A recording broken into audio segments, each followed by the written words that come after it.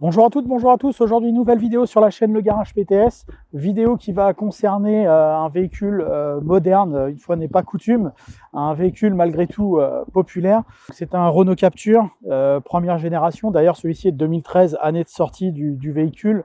Il est de juin 2013. La Captur a démarré ses immatriculations en avril 2013. Et aujourd'hui, donc, il est remplacé par une nouvelle génération de Captur. Ce Renault Captur donc, est un véhicule dérivé de la Renault Clio 4, avec pour principe l'idée d'être rangé dans la catégorie, dans les nouvelles catégories des SUV.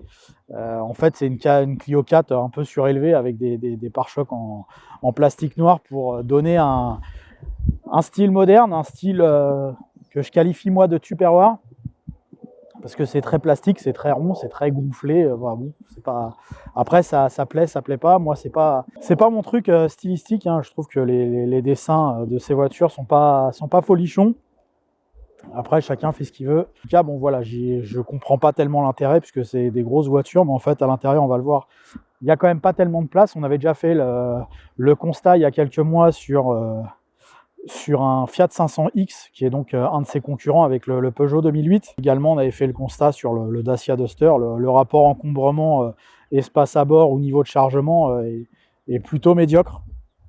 Et ça, c'est même le 3008 on a essayé encore il y a 2 ans, maintenant un an et demi, je sais plus. Enfin bref, il y avait un moment, on avait essayé le 3008-2. Et pareil, ça, on est sur des véhicules qui n'ont pas pour priorité l'espace de chargement, mais l'espèce de côté pseudo-agressif.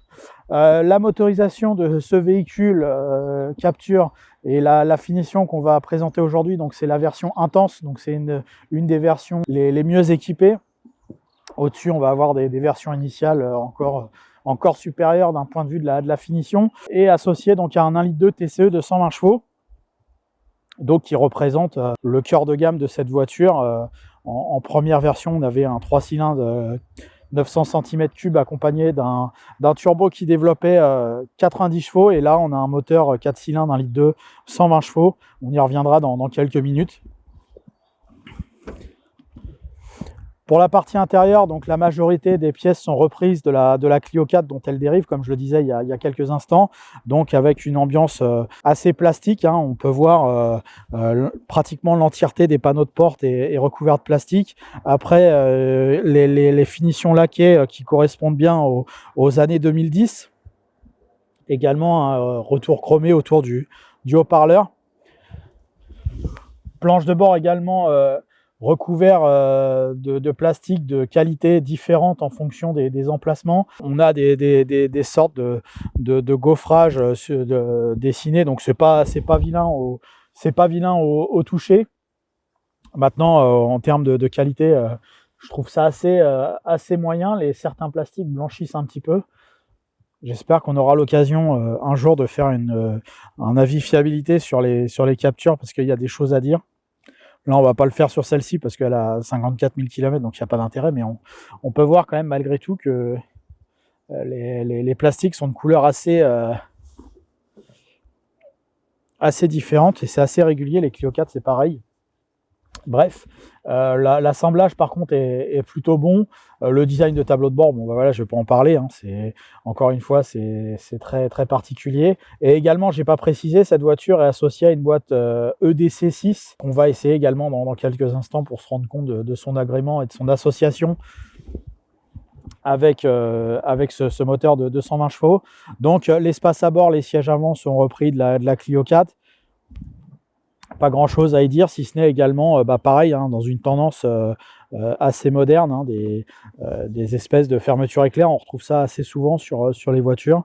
Alors je sais pas si les gens les déhoussent des fois, mais en tout cas il y a ces systèmes de fermeture éclair, et puis plusieurs gammes de tissus différents, des tissus striés un peu sport. Voilà une chose qui fait un peu sport dans ce SUV. Hein. Pareil à l'arrière, hein, même atmosphère. On retrouve ce tissu à 3 tons et à multimatière, et également les mêmes contreportes. peut noter le design assez original des aumônières au dos des sièges. Un rangement également assez original au centre. Donc voilà, ça c'est un peu l'atmosphère de cette voiture. L'espace à bord, avec ce petit rangement qui est amovible, malgré tout, on est plus proche d'une voiture pour 4 personnes. Hein, il n'est pas très large. On peut constater donc une modularité de coffre qui va être assez intéressante, puisqu'on a un double plancher sur cette version intense. Donc là, je peux lever bon, il y a un peu de fouillis à droite à gauche, donc on va pas le faire, mais on peut lever ça et ça augmente la capacité du coffre. La banquette est également coulissante, elle est rabattable en 2 tiers, 1 tiers.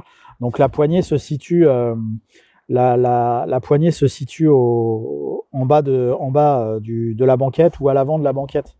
Et du coup, vous pouvez coulisser. Vous pouvez coulisser en sachant que là, la voiture, elle est en configuration banquette reculée au maximum, donc avec le coffre au plus petit, et donc avec le maximum d'espace à bord pour les passagers arrière. Et donc, si je me cale ici, voilà, taille moyenne, j'ai en recul assez de place, hein, ça va, je peux même mettre mes pieds sous les sièges avant. Donc ça, c'est plutôt pas mal. Par contre, on peut constater que l'espace à bord est plutôt pour 4 que pour 5. Malgré que ce soit une voiture homologuée 5 places, si vous mettez 3 personnes à l'arrière, ils seront assez contraints. Par contre, à 4, c'est assez correct, il n'y a pas de souci, en sachant que là, les sièges à l'avant sont réglés pareil en gabarit moyen, c'est-à-dire qu'ils ne sont pas reculés à fond, pas avancés trop en avant. Donc plutôt correct pour 4 personnes. Par contre, dans cette configuration-là, le coffre est assez petit. Je ne sais pas s'il est plus petit qu'une Clio 4, mais à l'occasion, on va le mesurer, celui-là. On déplie le mètre et on va faire en sorte toujours de les prendre au plus petit. Donc on a 65 cm au chargement, presque 66, mais plutôt 65. Après, encore une fois, on peut moduler la banquette. Et on a à peu près 98 en largeur et en hauteur utile. Avant d'enlever la plage arrière, on a plutôt 39 cm. Voilà. Donc ça, c'est au plus petit. Après, si vous enlevez la petite planche et que vous rabattez les sièges, forcément, on a un peu plus de place. C'est la petite nouveauté de la vidéo garage PTS. Hein. Maintenant, on mesure. On est concret. Et voilà, on a à peu près 1,20 m de largeur sur la banquette. Hein. Voilà, si je me cale à peu près comme ça, 120-121 cm. Et en longueur disponible, on a à peu près, c'est pas évident, mais on a au mieux on a 68 au niveau des genoux. Voilà, comme ça, si vous avez besoin de comparer avec votre voiture actuelle, vous n'avez plus qu'à prendre un mètre et à mesurer votre voiture. Donc ensuite, cette version intense, qui est donc une version plutôt haute, hein.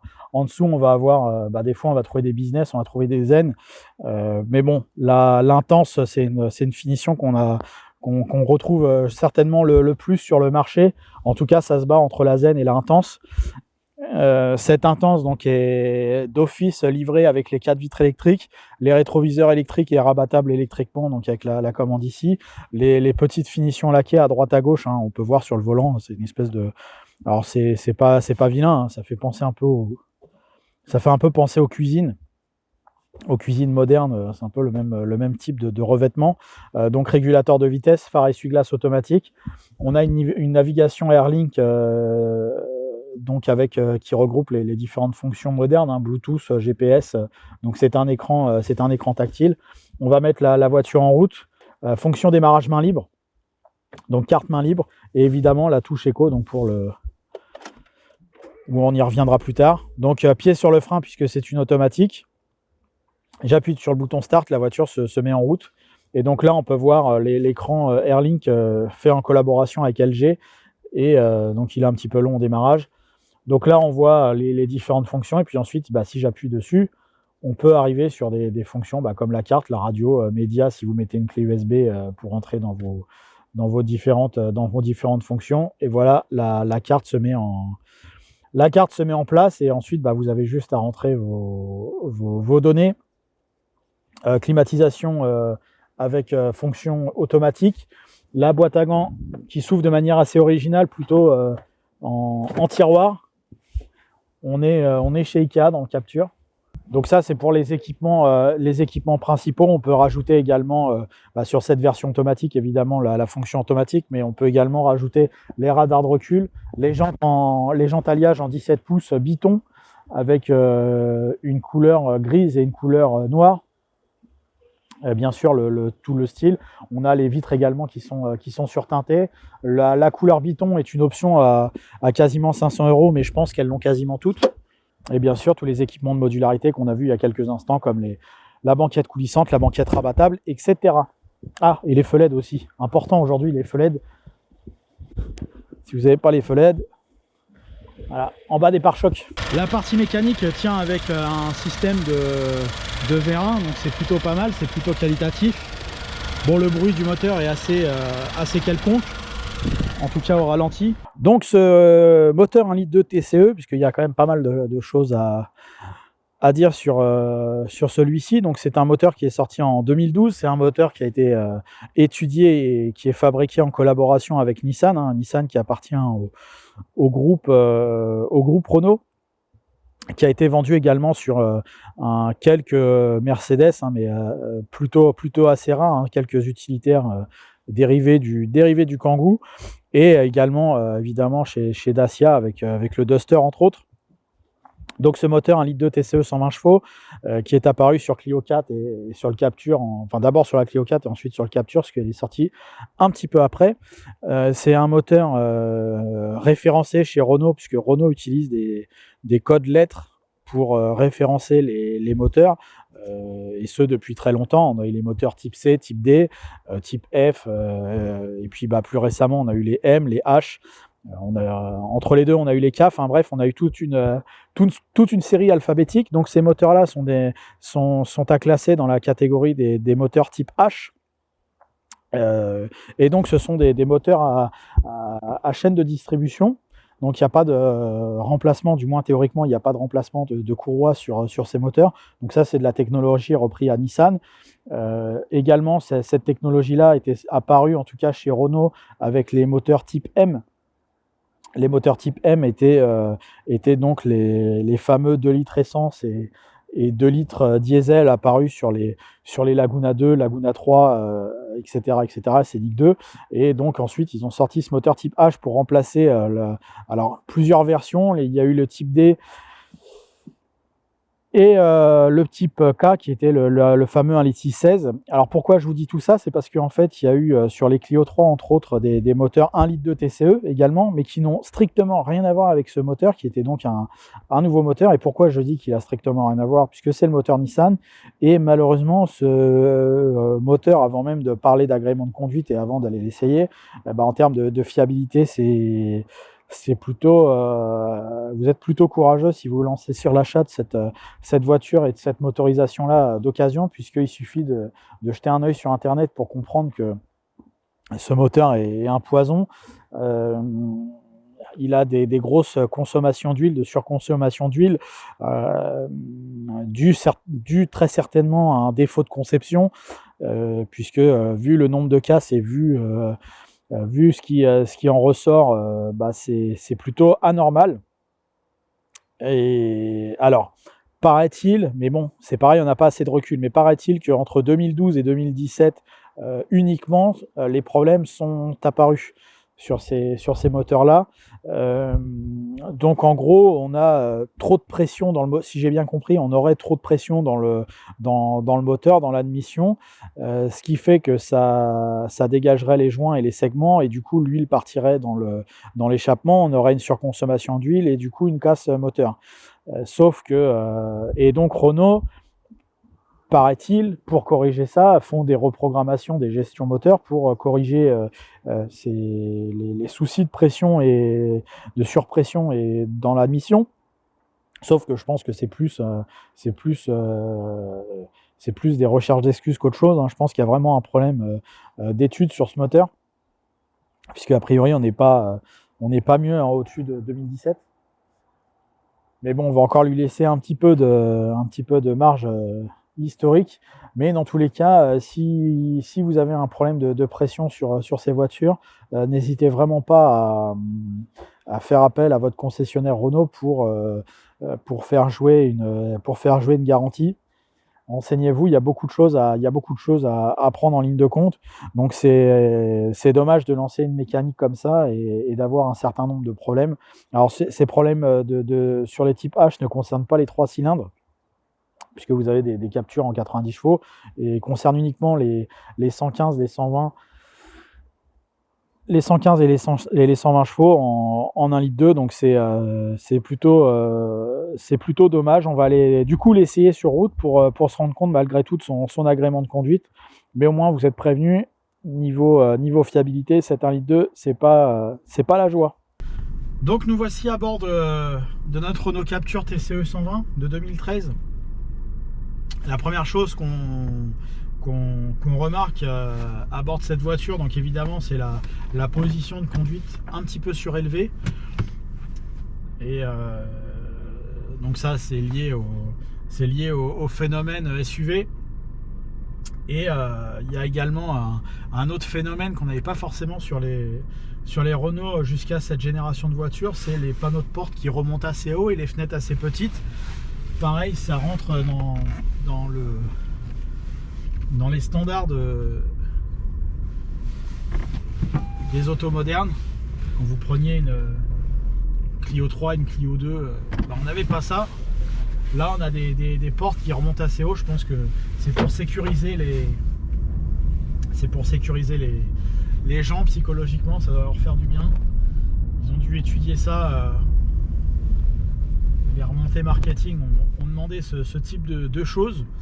Et également, toujours, comme sur le Scénic 2, on a un tableau de bord extrêmement profond.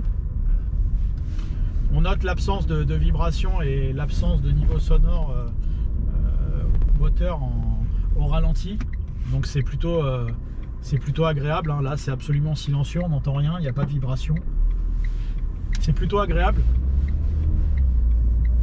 On l'entend très légèrement, le moteur, une fois la phase d'accélération déclenchée. Mais également, c'est très, très supportable. Les sièges sont ceux de la Clio 4. Ils sont plutôt pas mal dessinés, je trouve. En tout cas, pour moi, ils sont très convenables. Ça manque un petit peu de longueur. Et c'est ferme. Mais ça, c'est pareil, on est dans l'esprit SUV. Maintenant, c'est fermeté. C'est ce qui correspond aux tendances d'aujourd'hui. On peut voir, il y en a partout des SUV. Toutes les marques en font.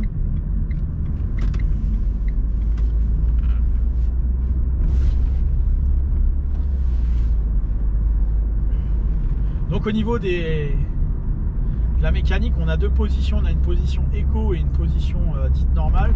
La phase d'accélération, je vais la faire en mode normal avec le levier sur la position drive.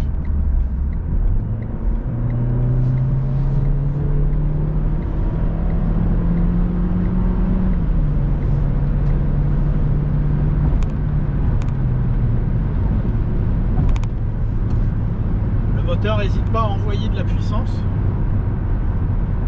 Il est surtout bien secondé par l'excellente boîte EDC. En termes d'agrément, cette boîte de vitesse est parfaite. Les rapports passent super rapidement. On les sent pas. Ça s'enchaîne vite. C'est sûr que de ce côté-là, il y a un réel progrès par rapport aux anciennes boîtes à convertisseurs. Et c'est surtout là-dessus où les voitures d'aujourd'hui arrivent à compenser leur faible cylindrée. Puisqu'aujourd'hui, souvent tendance à dire que les voitures marchent à l'air, puisqu'elles sont quasiment toutes équipées d'un turbo et de basse cylindrée.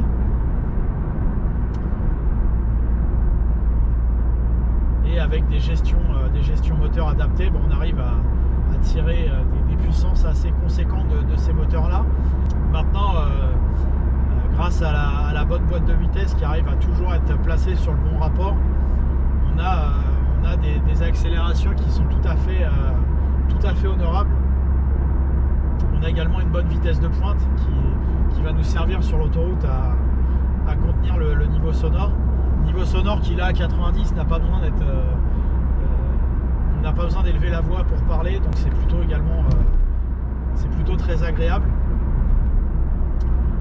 Par contre, quand on enclenche la fonction écho sur la voiture, là elle est comme bridée pour favoriser très certainement les consommations. Alors c'est plutôt théorique que réel, puisque d'un autre côté vous êtes un peu obligé de forcer pour avoir votre niveau de performance à peu près correct. Il faut vraiment avoir le pied léger pour noter une petite différence au niveau de la consommation. À noter également que la consommation, malheureusement comme d'habitude chez tous les constructeurs, les normes WLTP et ce qui est la réalité de la voiture est totalement différente, malheureusement. Alors c'est pas lié à Renault, c'est pas lié à ce moteur là. Cette voiture est donnée par le constructeur au catalogue à 5 litres 4 au 100, et on est là en direct en sachant qu'elle fait alors le 5 litres 4 c'est consommation moyenne, donc on fait de la ville, on fait de la route, on fait de l'autoroute, et là on est à moyenne 7.1 et on est plutôt sur une utilisation très autoroutière et route départementale, donc on a une consommation qui est plutôt favorisée. Alors certes ça consomme moins que le 1,6 litre qu'elle a remplacé, et c'est pas non plus le top du top, parce qu'une 1,6 litre automatique on tournait plutôt à 9, et celle-ci on va plutôt tourner en moyenne à 8 sur une voiture qui va faire un parcours mixte.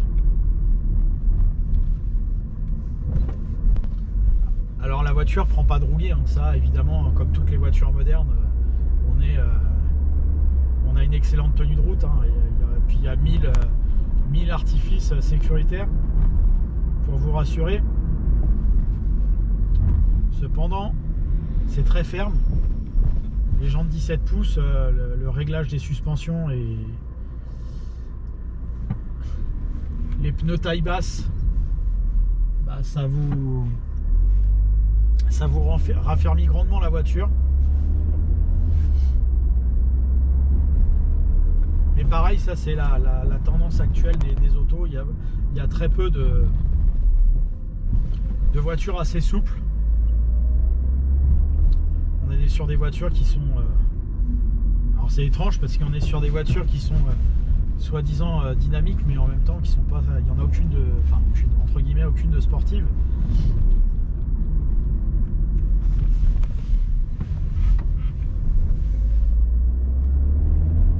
Donc après le moteur dans son agrément en utilisation courante plutôt bon, hein, hormis la fonction éco qui handicape un peu, mais c'est pareil, ça c'est du placebo qui est fait par tous les constructeurs. L'agrément est bon, le confort de conduite aussi. Voilà, ça c'est globalement ça c'est tout fait, hein. Maintenant ce qui est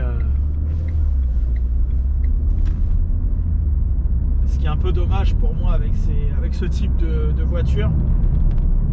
Alors je fais le même constat avec ce Capture que j'ai fait avec le Duster, que j'ai fait avec le 3008, que j'ai fait avec le Fiat 500X. Donc ça c'est sur les voitures que j'ai filmées. Après j'en ai essayé d'autres que j'ai pas eu l'occasion de filmer, mais en tout cas avec cette catégorie de SUV, c'est que ce qui moi m'embête un petit peu, c'est que au-delà de l'esthétique, hein, ça plaît pas, peu importe, mais c'est qu'on est sur des voitures encombrantes, beaucoup en espace à bord. En fait, hormis des voitures modernes esthétiquement et qui vont plaire à certains, je trouve qu'il n'y a aucune utilité, parce que c'est pas une petite voiture en termes d'encombrement comme une Clio 4, ça prend un peu plus de place. Ça n'a pas la modularité d'un break. Si vous regardez une Mégane 3 break, même une Modus, c'était mieux de ce côté-là. Et la Modus, c'était pas terrible déjà. Ça n'a pas la modularité des Scénic 3, là, comme on croise là. Ça n'a pas cette modularité là non plus. Donc ce qui fait que puis c'est pas sport, hein, ça s'appelle SUV, hein, je rappelle, hein, SUV, les mentions, ça veut dire véhicule sportif utilitaire. Alors c'est pas sportif, c'est pas utilitaire, c'est des véhicules effectivement. Donc je sais pas comment on pourra appeler ça réellement normalement, mais bon, c'est pour ça que j'ai un peu de mal avec cette catégorie de voiture. C'est ni break, ni monospace, ni citadin. C'est un peu tout ça à la fois, mais finalement c'est un peu rien. Donc bon, c'est pas une mauvaise voiture, mais vous attendez pas à une voiture sportive. Vous attendez pas à une voiture qui a une grande modularité, à un grand espace à bord. C'est une voiture qui fait un peu ça, mais pas trop. Par contre, si vous êtes attiré par le Captur, si le design vous plaît, etc., penchez-vous plutôt sur pour être sûr, sur une version DCI. Les 5 sont plutôt incassables, hein, 90, 110. Moi, je partirais là-dessus. Le 09, j'en ai déjà eu un Captur TCE 90 en boîte manuelle. C'était un veau. Il n'avait rien dans le... Il avait un peu les mots des voitures à 3 cylindres modernes, c'est-à-dire qu'il n'y avait absolument pas de couple. Là, autant le 120, il est bon en tout point, hein, sur la conduite. Mais bon, il est tellement pas fiable, c'est tellement risqué d'acheter cette voiture-là en 120 chevaux que je la déconseille totalement. On va vous dire c'est japonais au niveau moteur, mais attention, les japonais ont beaucoup de moteurs à problème. Un jour on pourra en faire la liste. Et ils ont aussi leurs cadavres, hein, chez eux. Pas dire japonais tout le temps. Voilà, merci à vous d'avoir suivi cette nouvelle vidéo. Merci encore pour votre fidélité. N'hésitez pas à aimer, à commenter. Surtout que la vidéo là, elle est un petit peu à charge sur ce Captur. J'attends les défenseurs des SUV. Merci encore d'être toujours plus fidèle. Le Garage PTS sur YouTube, Facebook et Instagram. Merci à vous.